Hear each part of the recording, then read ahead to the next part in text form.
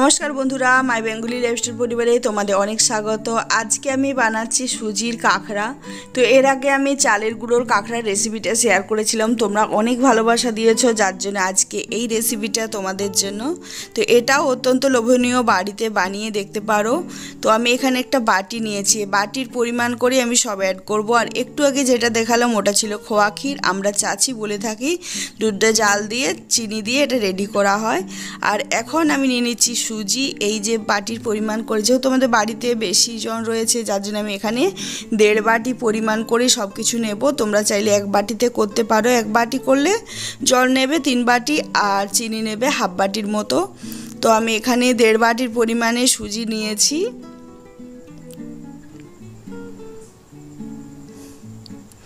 আর এখানে নিয়ে নেব 3 বাটি পরিমাণ জল।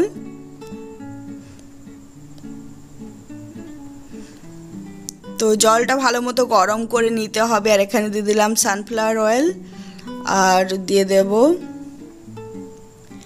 মানে 1 বাটি ভর্তির থেকে একটু কম চিনি রয়েছে। তো এগুলো বেশ ভালো করে ফুটিয়ে গলিয়ে নিতে হবে।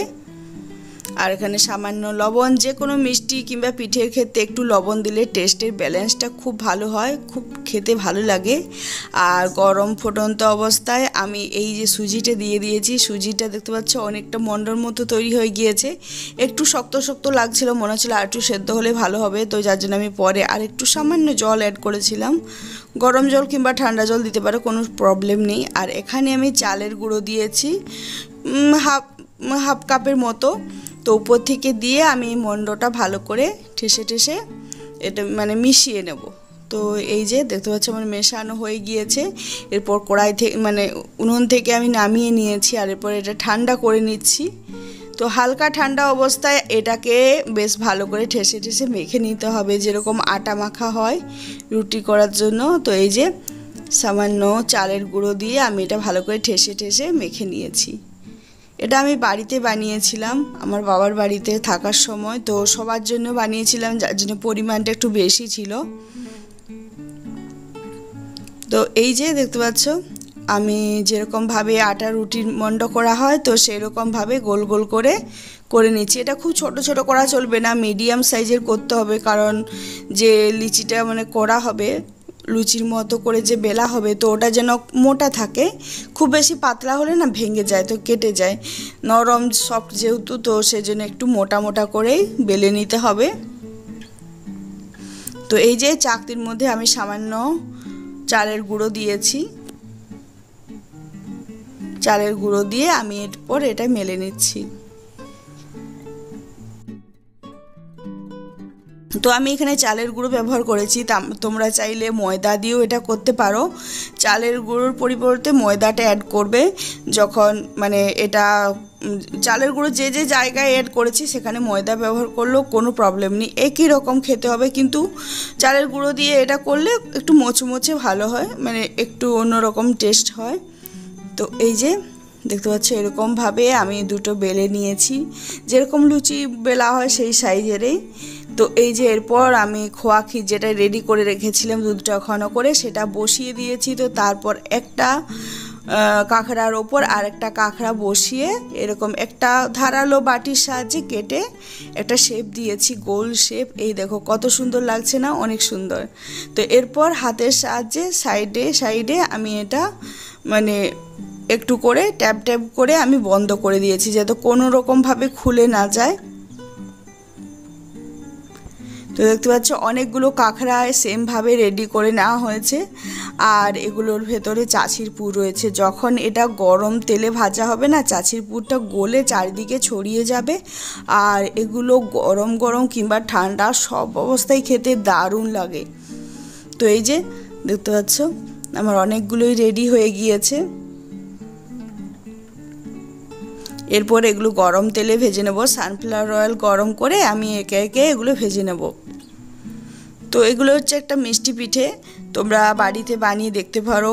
গরম গরম যে আলু পোস্ত, ঝোল ঝোল আলু পোস্ত ঝাল ঝাল করে, তো ওটার সাথে এই মানে সুজির কাঁকড়া কিংবা চালের গুঁড়োর কাঁকড়া খেতে দারুণ লাগে। কিংবা গরম গরম মাংসের ঝোল, কষা মাংসর সাথেও দারুণ লাগে। তো এই যে এরকমভাবে আমি কাঁকড়াগুলো ভেজে নিচ্ছি। তো ভাজার পর যে কাঁচা কাঁকড়াগুলো রয়েছে তার ওপরে ভাজাটা দিয়ে আমি একটু মানে ওটাকে ট্যাপ ট্যাপ করে নিচ্ছি, যাতে কাঁকড়া ভাজার পর যে এক্সট্রা তেলটা থাকে ওটা যেন মানে অন্য কাঁকড়ার গায়ে লেগে যায়। তো তারপর ভাজার সময় ওটা কাজে লেগে যাবে, তেলটা নষ্ট হবে না। তো এই যে বাকি কাঁকড়াগুলো আমি সেমভাবে ভেজে নেব। কি সুন্দর ফুলছে না, একদম লুচির মতো গোল গোল হয়ে। তো খুবই সুন্দর লাগে এটা, আর খুব মানে অত্যন্ত লোভনীয়। তোমরা আবার বানিয়ে দেখতে পারো বাড়িতে। এই যে আমি এরপর এগুলো একটা টিস্যু পেপারের ওপর নামিয়ে এই যে এক্সট্রা তেল যেটা থাকে তো ওটা যাতে মানে বার হয়ে যায়, তো যার জন্য চারিদিকে একটু একটু করে মেলে দিচ্ছি। একটা পেপারের উপর টিস্যু পেপার রেখে ওগুলো মেলে দিয়েছি। তো এরকমভাবে আমি বাকি কাঁকড়া পিঠেগুলোও তৈরি করে নেব। যেহেতু একটু মিষ্টি পিঠে, তো যার জন্য ভাজা পিঠে তো একটু তেল বেশি টানে, তো যাতে এক্সট্রা তেলটা বার করা যায় তার জন্য এই প্রসেসটা। তো এই যে দেখতে পাচ্ছ আমার অনেকগুলো কাঁকড়া রেডি হয়ে গিয়েছে, ভাজা হয়ে গিয়েছে। আর এইরকম ট্যাপ ট্যাপ করে আমি একটা কাঁকড়া, কাঁচা কাঁকড়ার উপর একটা ভাজা কাঁকড়া রেখে এক্সট্রা তেলটা বার করে নিয়েছি। তো তোমরা বাড়িতে একবার বানিয়ে দেখতে পারো। এই যে দেখতে পাচ্ছ অনেকগুলো কাঁকড়া আমার রেডি হয়ে গিয়েছে, অত্যন্ত লোভনীয় খেতে মিষ্টি কাঁকড়াগুলো।